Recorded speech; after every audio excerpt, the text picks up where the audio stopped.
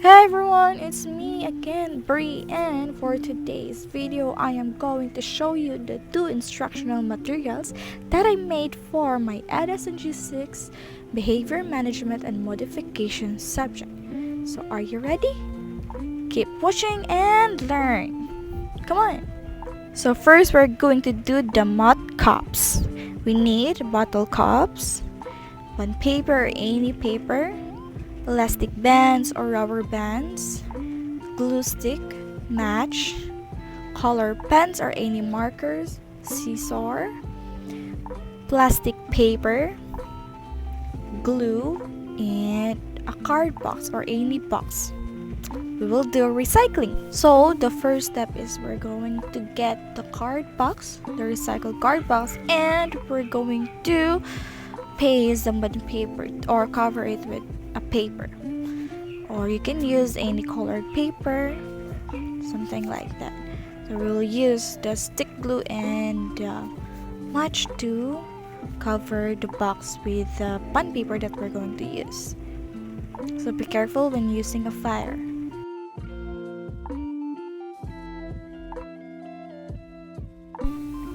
Since we're already done covering the box, let's proceed to the next step, which is putting the bottle cups on the card box. So what we're going to do is we'll put it like that. We're going to form a tile. So we will use the stick glue again to paste these bottle cups on the card box.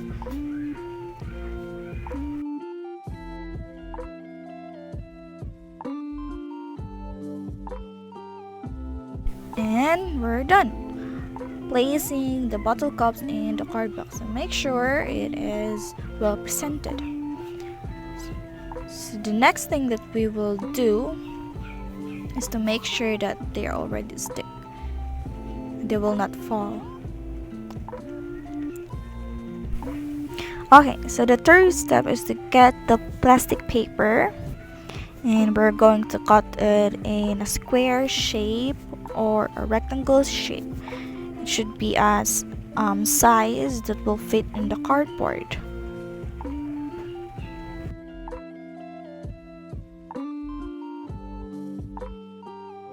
So the purpose of this plastic paper, plastic card in this card box is that you will put here or you will write here the numbers to be used in doing the math. Maybe 1 plus 1, addition or subtraction or multiplication or division. So why did I use plastic card or plastic paper? Since we're doing recycling, then you can just wipe it with a cloth and then you can still write anything without wasting other materials or paper. So after cutting the plastic card or the plastic paper into the suitable size for the card box, so to place it there, we're going to use again the stick glue. So just make sure it is not messy. So after placing the plastic card, it should look like. So for the next step, we're going to use any paper, constructional paper, bond paper, or colored paper, and we're going to cut it into square shape, just like this. You can use any shape, rectangle, and whatsoever, but I suggest to cut it like this, square shape, and we're going to put it in the corner of the card box, just like that. So the purpose of those three little cards is we're going to establish the rules on it. We're going to write the rules on those cards, and for me, I'm going to use the stop, look, and listen. So I will further explain it later. So this is the result, the stop, look, and listen word in these little three cards. So actually you can put emojis or draw something on it. You can be creative, and then you can color it for to be it more attractive for the children, for your students.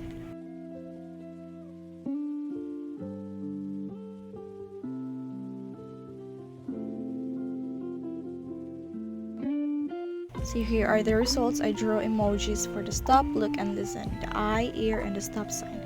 So we're going to place it here on the right corner of the card box, so it will look like that.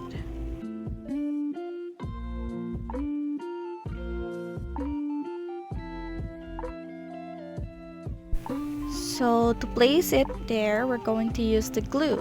We're just to put glue there and then paste the cards. You can actually use tape, scotch tapes, or stick glue, but I prefer glue.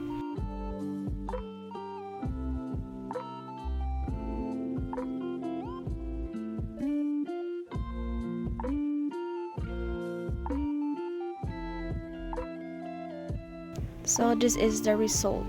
All the materials that I use are all recyclable. Like you don't need to spend money, a lot of money. You just need to be resourceful. So to be more creative, then we're going to draw or to put something in the background of the card box by using the color pens or the markers. So you can do like draw anything that will make it more very creative and attractive for your students. So you can draw butterflies, you can put words and numbers, something like that.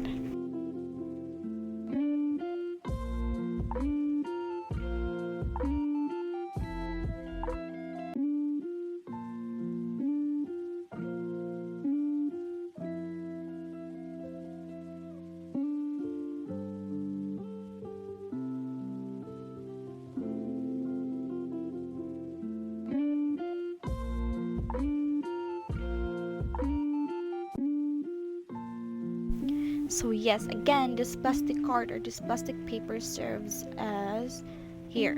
You will put or you will write down the math problems. And you don't have to waste any paper. Okay, you can just wipe it through a cloth or anything like tissue or wipes. It's like for example, putting 1 plus 1 by using any markers, or actually you can use color pens.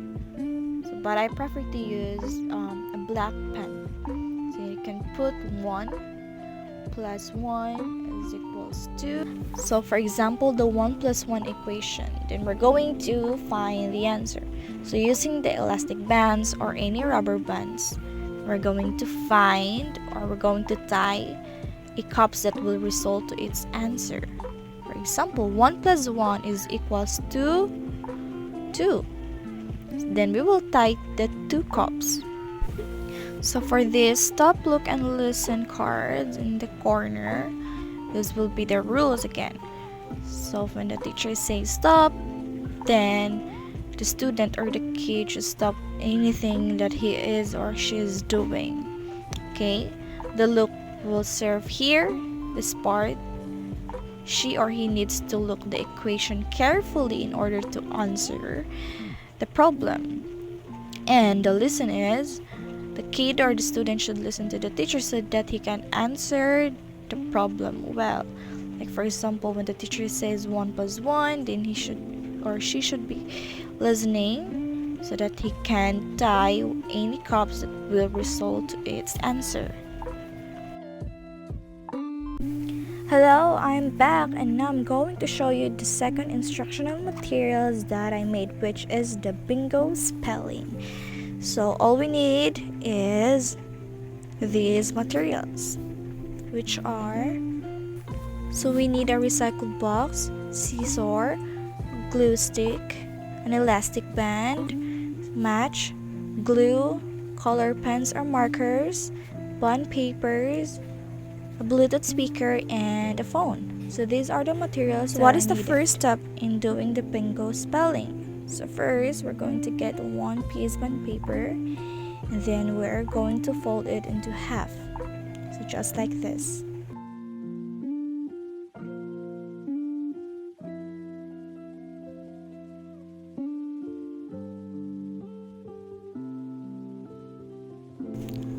So with those papers, we're going to write each letter, alphabetical letters you choose, but make sure that you will write the important letters, which are the bingo, BINGO.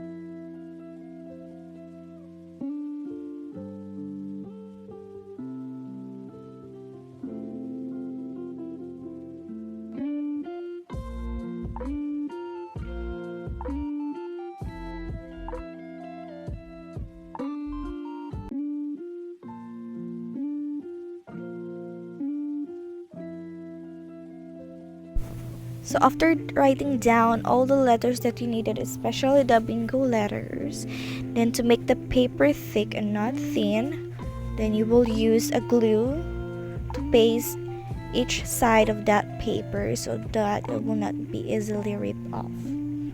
So just like this, you're going to glue, since you already folded into half, just going to glue every corner of that paper.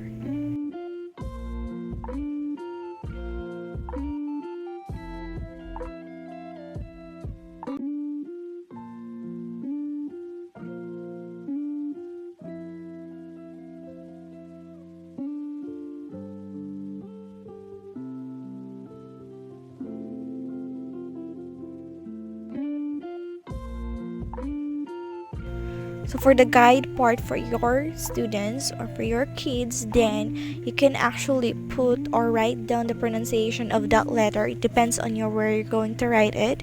It may be at the back, below the letter, upper part, or depends on you in the center, in the middle.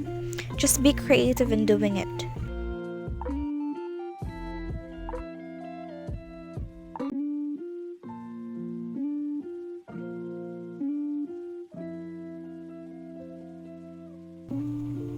So after putting all the pronunciation, writing down all the pronunciation of each letter for the guide, then now you can cut and trace the letter.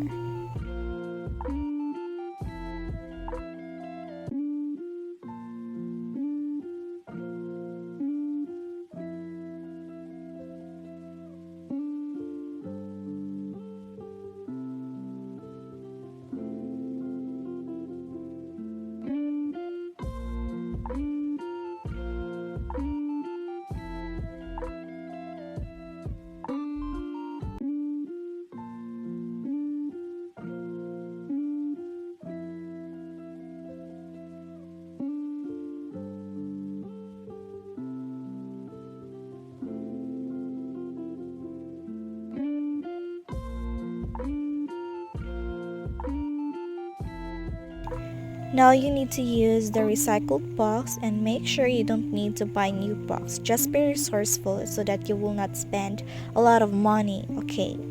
So for this box, you just have to staple each side so that it will not create a barrier or a hindrance in putting all the letters in that box. So since we still have these extra cutted papers here, so we're going to make creative output out of it so that it will not go to waste. So I've decided to put some guide words in the box, and it's like what are the missing letters, and I'm going to write it out of those cutted papers. Then we're going to paste it in the box.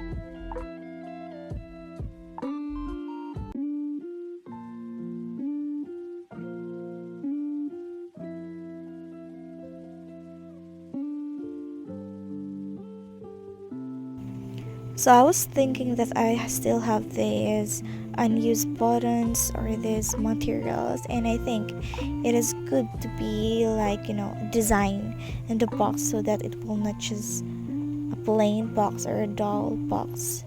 It's to be more creative, to be more attractive for the students. So I have these, collections, and I'm going to paste it here in the box. So this is the result, and now we're going to put all the scattered letters that we did earlier here on the box. Okay,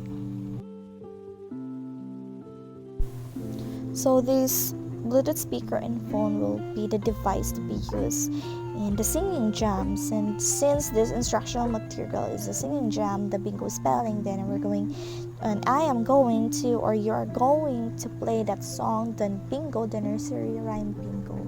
And this instructional material, this box, will serve as a guide for them. They will put all the missing letters in that song, which are the bingo.